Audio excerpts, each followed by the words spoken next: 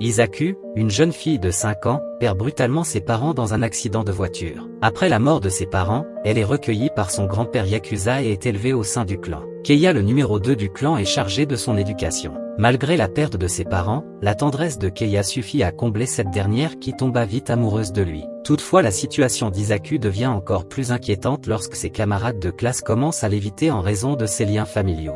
Des années ont passé et Isaku est enfin prête à faire ses débuts au lycée d'Otoa. Keiya était fière de l'avoir élevée et n'arrivait pas à croire qu'elle soit déjà au lycée. Son grand-père n'arrive toujours pas à comprendre pourquoi elle a choisi un lycée qui est à plus d'1 heure de train. Elle dit qu'elle l'a fait exprès pour éviter que ses camarades aient peur d'elle à cause de sa famille. Ainsi elle pourrait vivre une vie normale, avoir des copines et peut-être même tomber amoureuse comme les jeunes filles de son âge. Et ne souhaite plus vivre un amour à sens unique avec un mafieux. Le premier jour de la rentrée des classes, Isaku a du mal à aborder ses camarades, lui qui n'a jamais eu d'amis. Soudain, elle se fait bousculer par un de ses camarades et se fait rattraper par un autre dans sa chute. Et cette personne, n'est d'autre que Keiya. Isaku, surpris, lui demande ce que fait un vieux mafieux là. Il dit qu'il n'a que 26 ans et ajoute qu'il s'inquiète de le laisser seul si loin car elle est la petite fille unique du chef.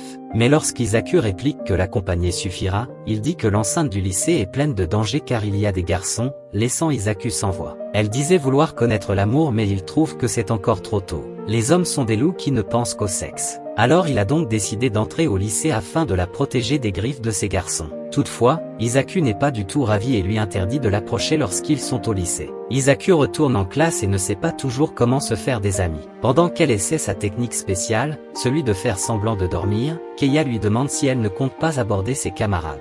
Isaku lui rappelle de ne pas l'approcher en cours. Alors qu'ils continuaient de discuter, 2 garçons se rapprochaient d'eux affirmant qu'ils s'entendaient bien et même l'un d'eux trouve Isaku mignonne. Keiya leur annonce que c'est parce qu'ils sont des amis d'enfance, puis se présente comme Uto Keiya, l'homme doué en torture. Isaku l'arrête dans son intimidation mais il dit qu'il plaisantait, ce qui attire l'attention de tous. En même temps leur prof arrive annonçant le début des cours. Mais juste avant, elle demande s'il y a un volontaire pour assumer le rôle de délégué. Personne ne semble s'y intéresser. Et même si Isaku souhaite occuper le poste dans le but de se faire des amis, elle reste un peu hésitante. Keiya se porte volontaire et dit qu'il occuperait le poste avec Isaku. Ses camarades le trouvent tout à coup très mature. Isaku, surpris, lui demande à quoi il joue. Il répond qu'elle en avait envie. La professeure leur demande de choisir les joueurs pour les tournois sportifs. Même si toute la classe est désintéressée et qu'Isaku ne sait pas comment faire pour remettre les pendules à l'heure, Keiya rassemble toute la classe grâce à sa maturité et son charme de beau gosse. Ce qui surprend complètement Isaku.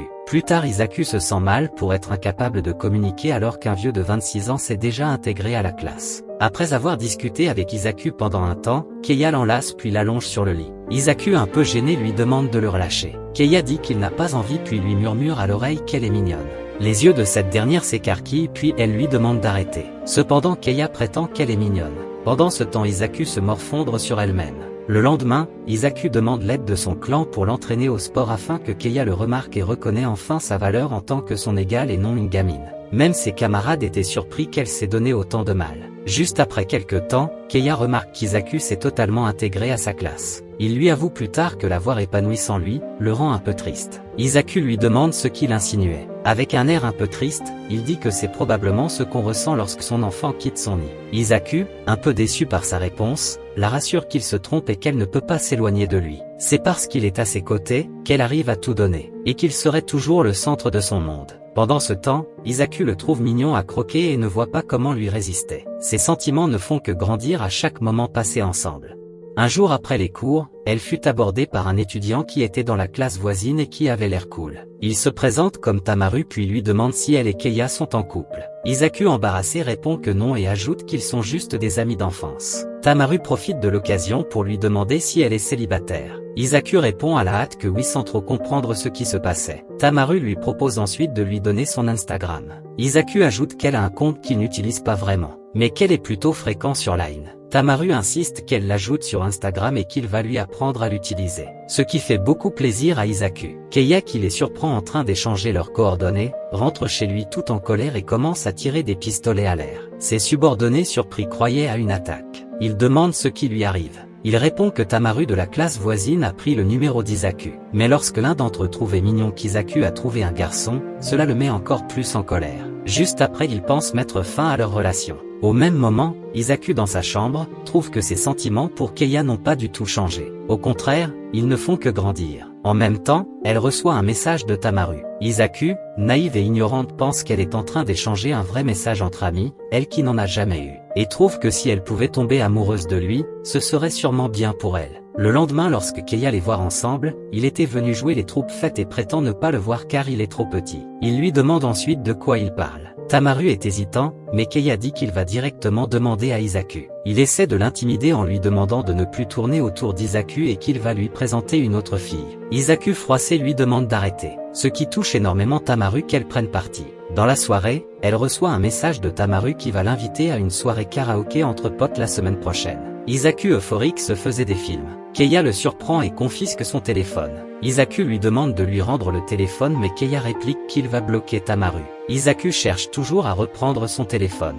Dans son entreprise, elle finit par faire tomber Keiya tout en s'agrippant à lui. Elle est restée sans bouger un moment puis Keiya lui dit que l'amour est encore trop tôt pour elle. Elle lui demande alors quand est-ce que ce sera bon, et avec qui. Il dit quelqu'un qui sera diplômé du lycée, qui sortira également d'une bonne fac avec un emploi, et qui se dévouera à elle corps et âme. Qui sera gentil, grand avec un bon salaire. Mais Isaku n'était pas d'accord et affirme qu'elle choisira elle-même l'homme qu'elle aimera. Et qu'elle n'est plus la petite fille qu'il a connue. Elle trouve injuste qu'il lui dit tout ça alors qu'il n'est pas amoureux d'elle. Après cet événement, Isaku a passé les jours suivants à éviter Keiya. Elle s'est même filée en douce pour se rendre à son rendez-vous avec Tamaru. Là-bas, elle rencontre Tamaru et ses amis ainsi que leur copine qui la trouvait mignonne et ils ont pris une photo pour immortaliser ce moment. Isaku, elle, trouve qu'elle devrait profiter du moment comme ça elle ne penserait plus à Keiya. Après avoir chanté et s'amusé comme des adolescents normaux, une des filles fait sortir une clope et la grille. Isaku était choqué du spectacle. Les autres ont fait sortir les canettes de bière qu'ils avaient sur eux. Isaku, elle, n'était pas d'accord pour en boire, ce qu'il trouve encore plus mignon. Juste après avoir bu, ils se sont laissés aller et ont commencé à s'embrasser. Isaku sidéré veut rentrer, mais Tamaru l'en empêche. Étant saoul, il lui avoue qu'il était attiré par elle depuis le début. Elle était discrète du genre à faire tout ce qu'on lui demandait. Un mec habillé en noir fait irruption dans la salle. Isaku le reconnaît aussitôt. Tamaru veut jouer les gros durs, alors Keiya le rétame. Ses camarades étaient sous le choc. Il prend la tête de Tamaru pour cogner sur la table encore et encore, jusqu'à ce que Isaku, qui était sans voix, arrive enfin à l'en empêcher. Keiya prend sa main pour la mener, mais juste avant de partir, il met en garde les autres de garder le silence s'il ne veut pas terminer comme lui.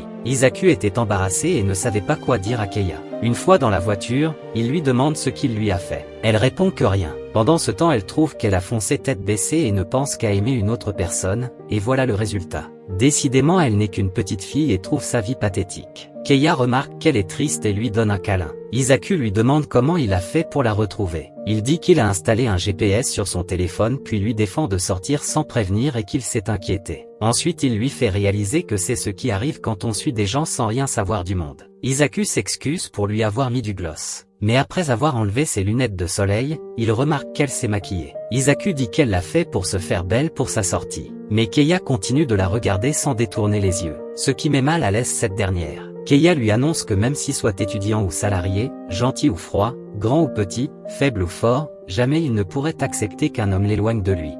Ce qui attire l'attention de ses camarades. Keiya affirme qu'il peut être premier en fraudant. Isaku n'était pas d'accord et dit qu'un étudiant est censé étudier alors elle va le faire étudier pour les rattrapages. Ce qui désenchante ce dernier. Keiya ne comprenait rien du tout et dit que cela ne sera d'aucune utilité dans le monde du travail alors il n'a aucune motivation. Izuka le traite de lycéen stupide mais Keiya trouve qu'elle est mal placée pour parler, elle qui s'est fait avoir par un idiot. Elle lui demande s'il lui en veut encore pour l'histoire de karaoké et s'excuse une fois de plus pour l'avoir fait inquiéter. Keiya n'est pas convaincue, et lui demande alors de ne plus approcher aucun homme.